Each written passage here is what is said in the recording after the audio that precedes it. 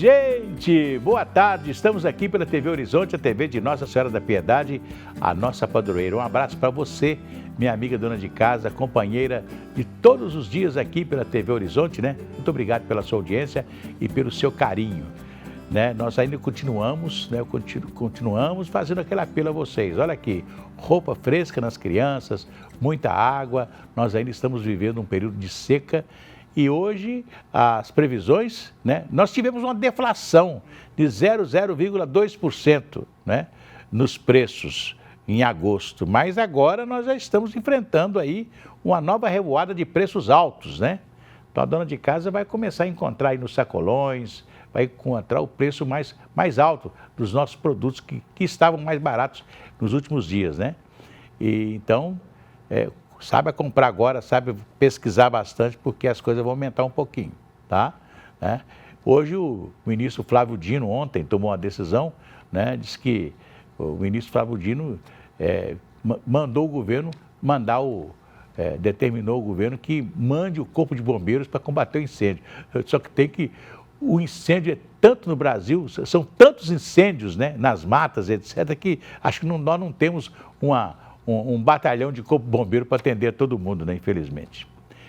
Pois é, hoje nós estamos recebendo aqui a professora Elcira Maria Rodrigues de Lima, uma das organizadoras do livro Retórica, Argumentação e Emoção, Itinerário Convergentes, organizado pelos professores da Faculdade de Letras da Universidade Federal de Minas Gerais. O livro mostra melhor compreensão das sociedades contemporâneas por meio de emoções. Professora Elcira, bem-vinda, boa tarde. Boa tarde. O livro está aqui, o livro que ela está lançando, Retórica, Argumentação e Emoções, Itinerário Convergente. Está aqui o livro dela, né? Vocês podem ver aí, né, o nosso livro aqui, né? Eu gostaria que a senhora explicasse para os nossos telespectadores o tema desse livro. Sim. Bom, começando pela palavra retórica, né, que faz parte aí do título do livro, a retórica é a gente pode dizer em linhas gerais que é uma elaboração teórica e prática que visa a construção de discursos adequados a qualquer situação comunicativa. Então, quando a gente fala de uma elaboração teórica e prática, nós temos dentro da tradição uma teorização que começa no século V a.C., supostamente, né, existe esse marco nos estudos de retórica, e a partir daí, né, vários filósofos, vários pesquisadores foram desenvolvendo estudos a respeito desse domínio. O outro elemento que aparece aqui no título do livro, que é a argumentação ela é parte da retórica, porque a retórica é, na minha concepção, algo mais abrangente, que visa a formação do cidadão como um todo, né? Tem um autor que se chama Perelman, que juntamente com a Lúcia Ubrecht-TK escreveram uma obra célebre no ano de 1958, e eles vão dizer que a retórica é um recurso à violência. Ela é um recurso à violência porque, por meio da linguagem, né, nós evitamos que os conflitos cheguem ao extremo. Então, ela é uma área teórica e prática muito importante em termos pedagógicos. Inclusive, fazia parte do ensino brasileiro até a reforma promovida por Benjamin Constant. E os seus desdobramentos nós conseguimos ver em algumas disciplinas, mas, infelizmente, né, quando ela sai do currículo, nós perdemos muito com isso. E a argumentação que faz parte do título, ela diz respeito à construção discursiva que visa ao debate, a determinadas posições que são defendidas pelos sujeitos. E o último termo, emoções, né? Por que a emoção aparece aqui no título do livro e nessa obra como um todo? Os estudos a respeito de emoção remontam também à retórica clássica. Nós tínhamos uma tríade, ethos, pathos e logos.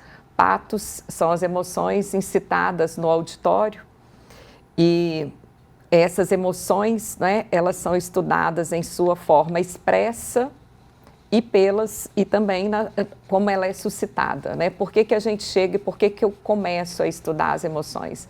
Porque eu desenvolvi algumas pesquisas no mestrado e no doutorado sobre o Tribunal do Júri, a construção argumentativa dos discursos do Tribunal do Júri. E a partir da observação da sustentação oral dos advogados de defesa e acusação e mesmo das peças processuais, eu pude observar que as emoções ali têm um papel muito importante em relação ao julgamento que o júri faz daquele crime. Então, desde o início dos anos 2000, eu começo a estudar as emoções e o grupo de pesquisa que eu coordeno com a professora Maria Cecília, da Faculdade de Filosofia, vem estudando, né, o papel das emoções na construção discursiva.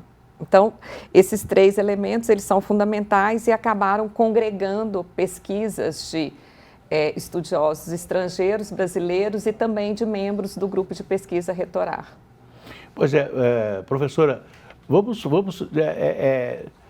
falar alguma coisa sobre retórica, porque as pessoas que ouvem alguma coisa sobre retórica acham que retórica é você voltar com a argumentação do passado.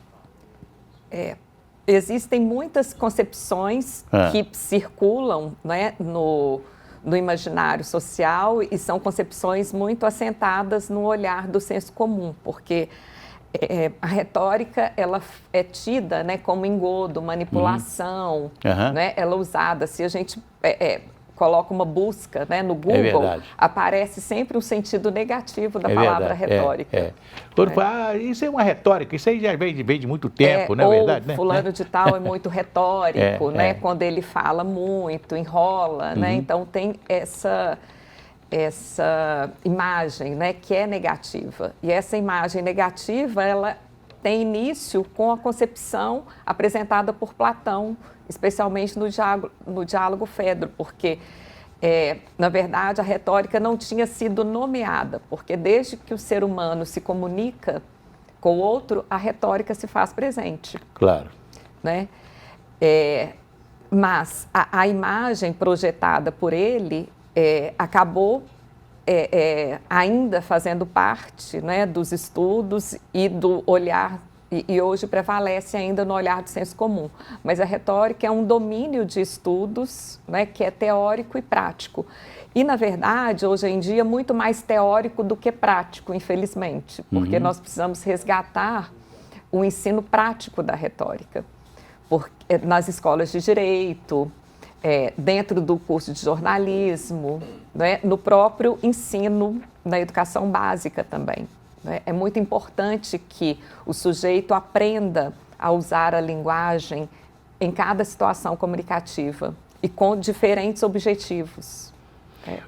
O seu trabalho, o trabalho que vocês fizeram, é um trabalho muito mais acadêmico, né? Sim. Né? Então, eu imagino a gente poder levar isso para aqueles que estão começando, que estão aí no curso médio e etc e tal. Sim. Tem jeito? Sim, tem. Nós já temos desenvolvido pesquisas que visam a diminuir essa distância que existe entre a teorização que é feita na universidade e a prática que é feita na educação básica.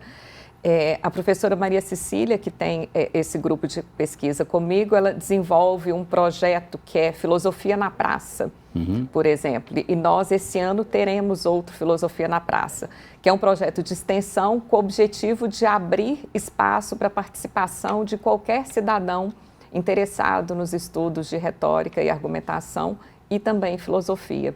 Então, o nosso propósito é criar projetos de extensão cada vez mais dirigidos ao público comum, que não é necessariamente o público acadêmico, né, mas que se interessa pelo uso da linguagem, que se interessa por aperfeiçoar o uso da linguagem. Né?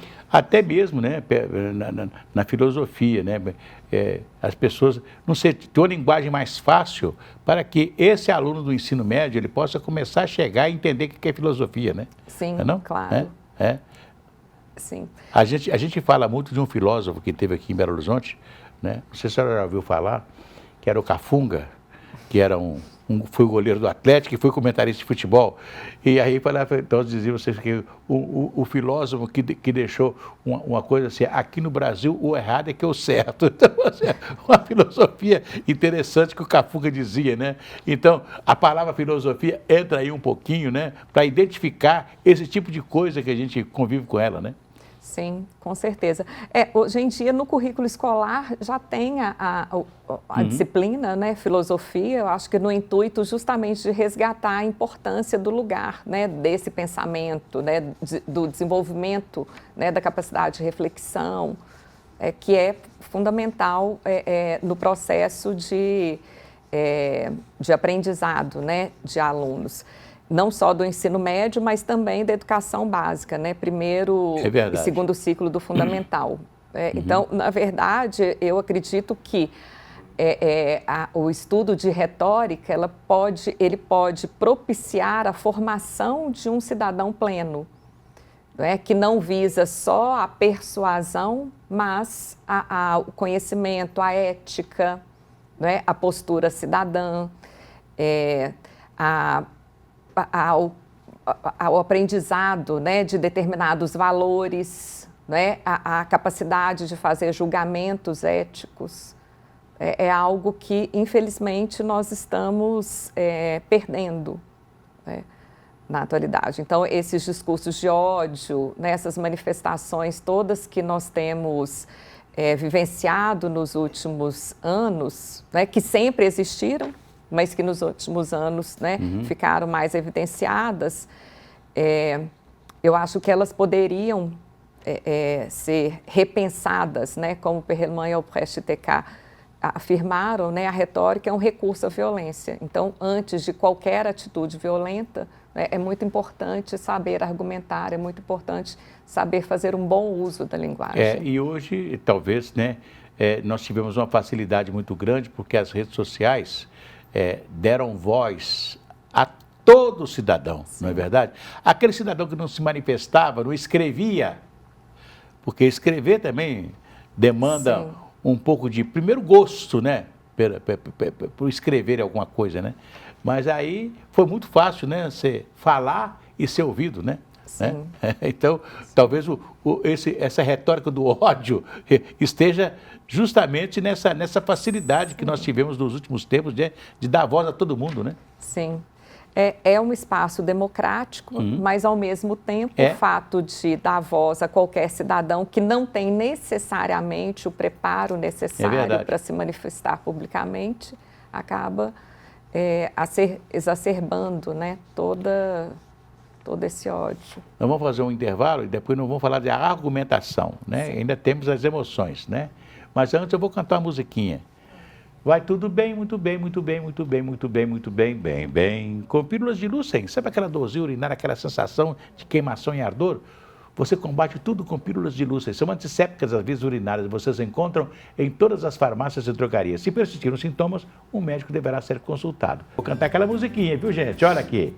Se a criança acordou, dorme, dorme, menina. Tudo calmo ficou, mamãe tem. Auricedina é um analgésico e antisséptico de uso local para adultos e crianças. Todo mundo sabe. Dor de ouvido, Auricedina. Se persistirem os sintomas, o médico deverá ser consultado.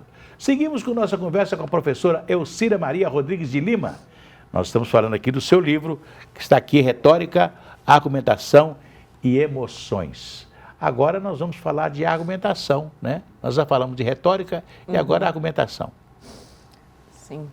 A argumentação é uma área de estudos, como eu falei, que tem muitos pontos de contato com a retórica, inclusive vai ser desenvolvida a partir da retórica. A partir dos anos 2000, há uma grande produção de trabalho sobre argumentação, tanto no Brasil quanto fora dele. E a argumentação, ela diz respeito a essa área específica que vai lidar com construções discursivas que visam a fazer o sujeito partilhar de determinados posicionamentos, né? Ela não diz respeito à manipulação, assim como a retórica. A argumentação, ela visa ao debate, né? Então, a discussão, né? A questão da dialética, né? embora, né, a argumentação ela não se dirija a uma construção lógica dos discursos, porque ela visa a construção do discurso também a partir de uma determinada situação comunicativa. Então, a construção argumentativa ela visa fazer partilhar maneiras de ver e de sentir e também a persuadir o sujeito a respeito de determinada posição. Uhum. Quer dizer, quando o sujeito usa a argumentação, ele está usando também uma maneira de convencimento? Sim, sim. Ele pode buscar uma maneira de convencer o outro a respeito de uma determinada posição, porque convencimento e persuasão, eles estão juntos dentro dessa empreitada. Eu lembro muito que na política, né, quando um sujeito vai apresentar um projeto, né, numa Assembleia, numa Câmara Municipal, no Congresso Nacional, ele faz a justificativa, ou seria a argumentação, né, daquilo que ele está querendo propor, né? Sim. Né? Em todos os gêneros, né? Então, numa sentença, por exemplo, né, o juiz ele tem de se valer da apresentação do caso em termos narrativos, mas ele precisa argumentar em defesa daquela posição que é tomada por ele. A própria senhora citou aí um júri, né? Um júri popular, tem Sim. os argumentos que são feitos pelos advogados de defesa, de acusação, né? E que, a senhora falou da retórica, mas que é uma coisa muito interessante, né? A gente assistir, porque quando você tem um bom tribuno, né? Você tem uma argumentação fantástica, né? Sim. Né? E há tipos de argumentos, né, que são adequados para cada situação comunicativa. Então, argumentos dirigidos à figura do sujeito, argumentos dirigidos à autoridade, né, o resgate a uma figura de autoridade. Então, e tem pessoas, né, que a senhora encontra a argumentação, por exemplo, num bom vendedor, né?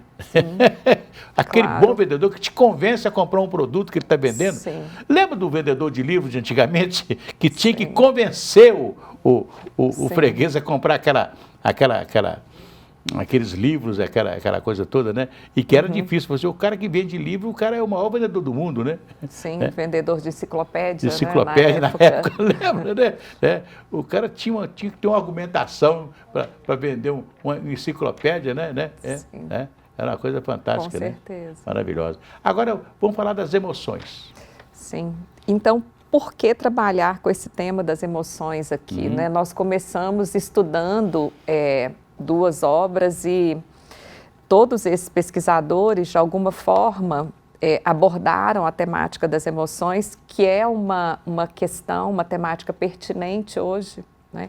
Basta pensar que dentro do próprio campo da medicina, hoje em dia, o médico, quando vai fazer o diagnóstico, né, faz a anamnese dentro do consultório, ele nos pergunta, né, e como que está a sua vida? O que você está sentindo? O que você tem feito? Não só vai nos sinais, nos índices da doença, né, mas vai também nas emoções. É verdade. Porque elas são fundamentais à vida do ser humano.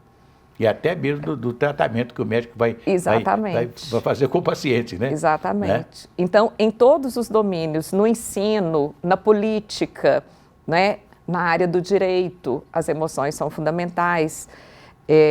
E as emoções, né, aqui a gente vai entender, especialmente eu entendo, né, as emoções elas são fruto de um aprendizado ao longo da vida. Elas têm uma parte que é de ordem cognitiva, mas elas são fruto de um aprendizado. Tanto é que nós temos diferenças culturais importantes, né? Então, às vezes, nós dizemos de uma maneira estereotipada, né? Os alemães não sentem determinadas emoções, né? Mas é porque eles não expressam as emoções como nós aprendemos a expressar, né? Então, as emoções estão ligadas à cultura, à sociedade, né? Estão ligadas a julgamentos e a valores também. E hoje, né, a temática das emoções, aí voltando para o nosso cenário contemporâneo, elas são muito importantes. Nós falamos há pouco sobre os discursos de ódio que são divulgados, né, e propagados aí todos os dias na internet, ou medo também, que é suscitado, né? Porque o medo é uma emoção pouco falada, mas uma emoção fundamental para a gente entender essa cena contemporânea, porque ele tem o poder de paralisar o sujeito, né? É verdade. Então, uma argumentação dirigida ao medo paralisa o sujeito, impede o sujeito de deliberar, né? Porque o primeiro movimento dele vai ser uma tentativa de se proteger. E se proteger, muitas vezes, é se silenciar. E essa parte da emoção humana, né, é uma coisa muito interessante. A senhora falou do medo, né? Às vezes, o sujeito, ele muda a expressão quando ele sente medo. Sim. Não é não? Sim. Quer dizer, a emoção está ligada à expressão, a própria expressão facial do elemento humano, né? Sim. Né? Tem um livro até que se chama A Expressão das Emoções nos Homens e nos Animais, que foi escrito por Charles Darwin. E nesse livro ele faz um mapeamento dessa expressão das emoções. É claro que muitas vezes a emoção expressa não é a emoção sentida. Se nós pensarmos no júri, por exemplo, o que me chamou muita atenção na época foi isso, que o advogado na sustentação oral, muitas vezes ele expressa uma emoção, a indignação, por exemplo, mas ele não necessariamente sente. Sente, é verdade. A indignação. É igual o policial. Porque ela é uma construção. É igual o policial que vai prender um sujeito e até maltrata, tem violência, etc. Tal. Ele está fazendo aquilo ali, parece por uma. Não necessariamente. Não necessariamente sente. ele está sentindo, né? Sim.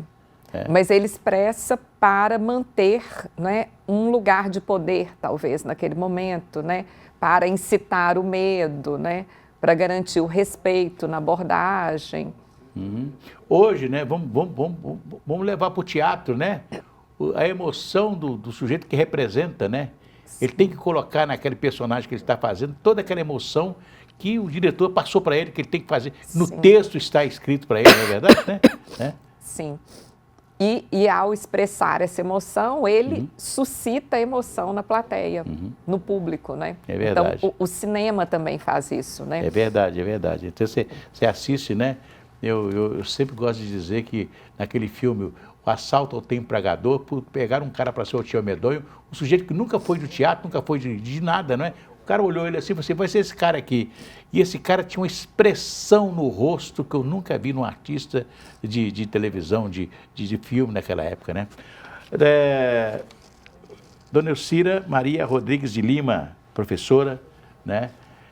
Nosso programa está chegando ao final. Onde achar o seu livro?